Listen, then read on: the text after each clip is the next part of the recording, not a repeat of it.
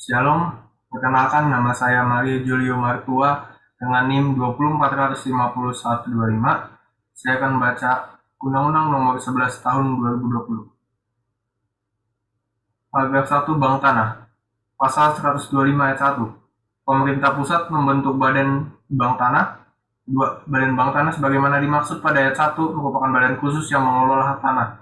Ayat ketiga, kekayaan bank tanah merupakan kekayaan negara yang dipisahkan. 4. Badan Bank Tanah berfungsi melaksanakan perencanaan, perolehan, pengadaan, pengelolaan, pemanfaatan, dan pendistribusian tanah. Pasal 126. Ayat 1. Badan Bank Tanah menjamin ketersediaan tanah dalam rangka ekonomi berkeadilan untuk A. Kepentingan umum, B. Kepentingan sosial, C. Kepentingan pembangunan nasional, D. Pemerataan ekonomi, E. Konsolidasi lahan, dan F. Reformasi agraria. 2. Ketersediaan tanah untuk reforma agraria sebagaimana yang dimaksud pada ayat 1 huruf F paling sedikit 30% dari tanah negara yang diperuntukkan Bank Tanah. Pasal 127, Badan Bank Tanah dalam melaksanakan tugas dan wewenangnya bersifat transparan, akuntabel, dan non-profit. Pasal 128, sumber kekayaan Bank Tanah dapat berasal dari A. Anggaran pendapatan belanja negara, B. Pendapatan sendiri, C. Penyertaan modal negara, D. Sumber lain yang sah sesuai dengan ketentuan peraturan perundang-undangan. Pasal 129 ayat 1, tanah yang dikelola Badan Bank Tanah diberikan hak pengelolaan. 2. Hak atas tanah di atas hak pengelolaan sebagaimana dimaksud pada ayat 1 dapat diberi hak guna usaha, hak guna bangunan, dan hak pakai. 3. Jangka waktu hak guna bangunan di atas hak pengelolaan sebagaimana dimaksud pada ayat 2 dapat diberikan perpanjangan dan pembaharuan hak apabila sudah digunakan dan atau dimanfaatkan sesuai dengan tujuan pemberian haknya. 4. Dalam rangka mendukung investasi, pemegang hak pengelolaan bank tanah diberi wewenang untuk A. Melakukan penyusunan rencana induk, B. Membantu memberikan kemudahan perizinan berusaha atau persetujuan, C. Melakukan pengadaan tanah, dan D. Menentukan tarif pelayanan. Ayat 5. Pemerintah pusat melakukan pengawasan dan pengendalian atas penggunaan dan atau pemanfaatan tanah di atas hak pengelolaan sebagaimana dimaksud pada ayat 2 sesuai dengan ketentuan peraturan perundang-undangan.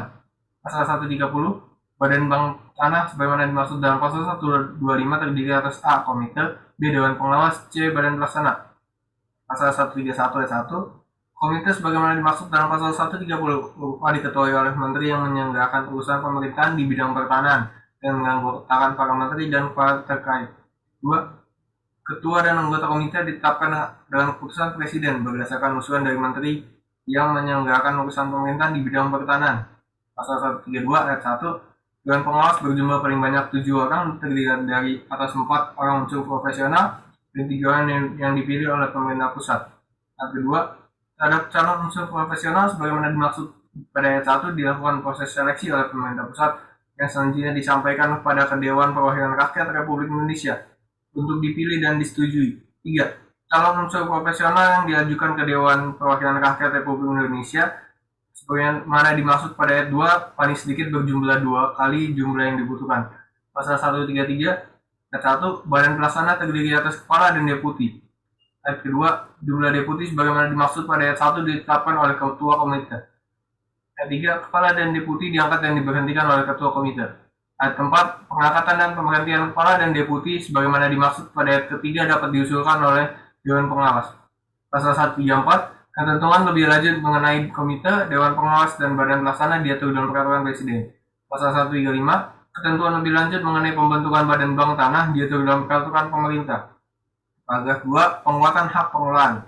Pasal 136, hak pengelolaan merupakan hak menguasai di negara yang kewenangan pelaksananya sebagian dilimpahkan pada pemegang haknya.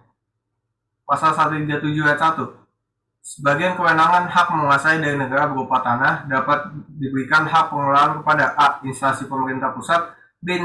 Pemerintah daerah, C. Badan Bank Tanah, D. Badan usaha milik negara atau badan usaha milik daerah, E. Badan hukum milik negara atau daerah, F. Badan hukum yang ditunjuk oleh pemerintah pusat. Ayat kedua, hak pengelolaan sebagaimana dimaksud pada ayat 1 memberikan kewenangan untuk A. Menyusun rencana peruntukan, penggunaan dan pemanfaatan tanah sesuai dengan rencana tata ruang. B. Menggunakan dan memanfaatkan seluruh atau sebagian hak tanah hak pengelolaan untuk digunakan sendiri atau dikerjasamakan dengan pihak ketiga. Dan C.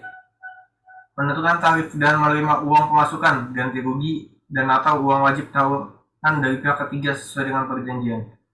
3. Pemberian hak pengelolaan sebagaimana dimaksud pada ayat 1 diberikan atas tanah negara dengan keputusan pemberian hak di atas tanah negara. 4. Hak pengelolaan dapat dilepaskan pada pihak yang memenuhi syarat.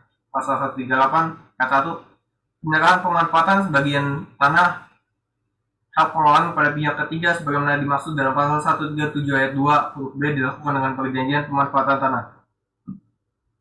Ayat kedua, di atas tanah hak pengelolaan yang pemanfaatannya diserahkan pada pihak ketiga, baik sebagian atau seluruhnya, dapat diberikan hak guna usaha, hak guna bangunan, dan hak pakai sesuai dengan ketentuan peraturan perundang-undangan.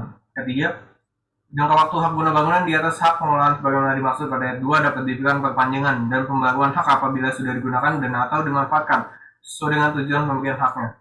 Ayat keempat, pemerintah pusat melakukan pengawasan dan pengendalian atas penggunaan dan atau pemanfaatan tanah di atas hak pengelolaan sebagaimana dimaksud pada ayat 3 sesuai dengan ketentuan peraturan perundang-undangan. Ayat kelima, dalam hal hak atas tanah yang berada di atas hak pengelolaan telah berakhir, tanahnya kembali menjadi tanah hak pengelolaan. Pasal 139, dalam keadaan tertentu pemerintah pusat dapat membatalkan dan atau mencabut hak pengelolaan sebagian atau seluruhnya. 2. Tata cara pembatalan hak pengelolaan dilaksanakan sesuai dengan ketentuan perundang-undangan. Pasal 140, dalam hal sebagian bidang tanah hak pengelolaan diberikan dengan hak milik, bagian bidang tanah hak pengelolaan tersebut dihapus dengan sendirinya. Ayat 2, hak milik sebagaimana dimaksud pada ayat 1 hanya diberikan untuk keperluan rumah umum dan keperluan transmigrasi. Pasal 141, dalam rangka pengendalian pemanfaatan hak atas tanah di atas hak pengelolaan dalam waktu tertentu dilakukan evaluasi pemanfaatan hak atas tanah. Pasal 142, ketentuan lebih lanjut mengenai hak pengelolaan diatur dalam peraturan daerah. Peraturan pemerintah. Paragraf 3, satuan rumah susun untuk orang asing. Pasal 143, hak milik atas satuan rumah susun merupakan hak kepemilikan atas satuan rumah susun yang bersifat perseorangan yang terpisah dengan hak bersama atas bagian bersama, benda bersama, dan tanah bersama. Pasal 144 ayat 1, hak milik atas satuan rumah susun diberikan kepada A. warga negara Indonesia, B. Badan Hukum Indonesia, C. warga negara asing yang mempunyai izin sesuai dengan ketentuan perundang-undangan, D. Badan Hukum Asing yang mempunyai perwakilan di Indonesia, atau E. perwakilan negara asing dan lembaga internasional yang berada atau mempunyai perwakilan di Indonesia. 2. Hak milik atas satuan rumah susun dapat beralih, dialihkan, dan dijaminkan.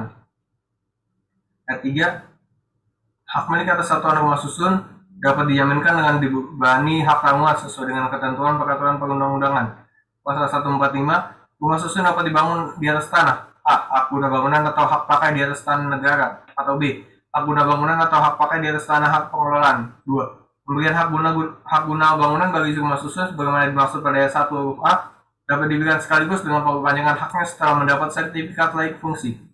3. Pemberian hak guna bangunan bagi rumah susun sebagaimana dimaksud pada ayat 1 huruf B dapat diberikan perpanjangan dan pembaruan hak apabila sudah mendapat sertifikat layak fungsi. Paragraf 4, pemberian hak atas tanah atau hak pengelolaan pada ruang atas tanah dan ruang bawah tanah. Pasal 146 ayat 1, tanah atau ruang yang terbentuk pada ruang atas dan atau bawah tanah digunakan untuk kegiatan tertentu dapat diberikan hak guna bangunan, hak pakai, atau hak pengelolaan. 2. Batas kepemilikan tanah pada ruang tanah atas oleh pemegang hak atas tanah diberikan sesuai dengan koefisien dasar bangunan, koefisien lantai bangunan, dan tata ruang yang ditetapkan sesuai dengan ketentuan peraturan perundang-undangan. 3. Batas kepemilikan tanah pada ruang bawah tanah oleh pemegang hak atas tanah diberikan sesuai dengan batas kedalaman pemanfaatan yang diatur sesuai dengan ketentuan peraturan perundang-undangan. 4. Penggunaan dan pemanfaatan tanah pada ruang atas dan atau bawah tanah oleh pemegang hak yang berbeda dapat diberikan hak guna bangunan, hak pakai, atau hak pengelolaan. Ketentuan lebih pasal ayat 5, ketentuan lebih lanjut mengenai penggunaan tanah pada ruang atas tanah dan atau ruang di bawah tanah sebagaimana dimaksud pada ayat 1, ayat 2, ayat 3, dan ayat 4 diatur dalam peraturan presiden. Pasal 47, tanda bukti hak atas tanah, hak milik atas satuan rumah susun, hak pengelolaan, dan hak tanggungan termasuk akta peralihan hak atas tanah dan dokumen lainnya yang berkaitan dengan tanah dapat berbentuk elektronik. Demikian pembacaan dari saya. Mohon maaf jika ada kesalahan. Terima kasih.